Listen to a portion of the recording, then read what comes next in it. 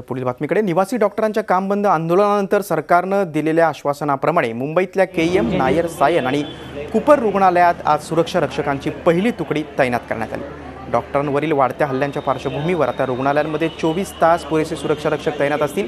महाराष्ट्र सुरक्षा महामंडळाचे हे सुरक्षा रक्षक असून यामध्ये महिला सुरक्षा रक्षकांबरोबरच सशस्त्र सुरक्षा रक्षकांचाही समावेश असणार आहे। रुग्णालयाच्या मुख्य प्रवेशद्वाराबरोबरच ओपीडी, वॉर्ड, कॅज्युअलिटी, अतिदक्षता विभागात देखील सुरक्षा रक्षकांना तैनात करण्यात आले।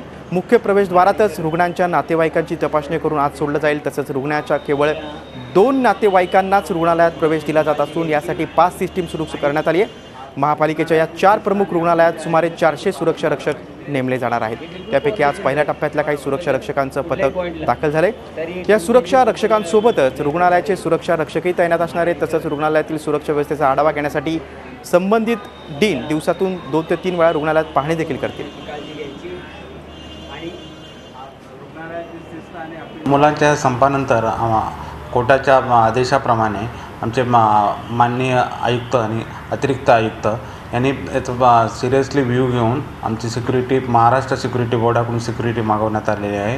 ही सिक्युरिटी मुंबईच्या 4ही मेजर हॉस्पिटलमध्ये केएम, नायर, सायन, कुपर आणि काही पेरिफेरल हॉस्पिटलमध्ये सध्या तरी लागू होणार आहे, नंतर ती एक्सटेंड केली जाईल। झी 24 तास रहा एक पाऊल पुढे।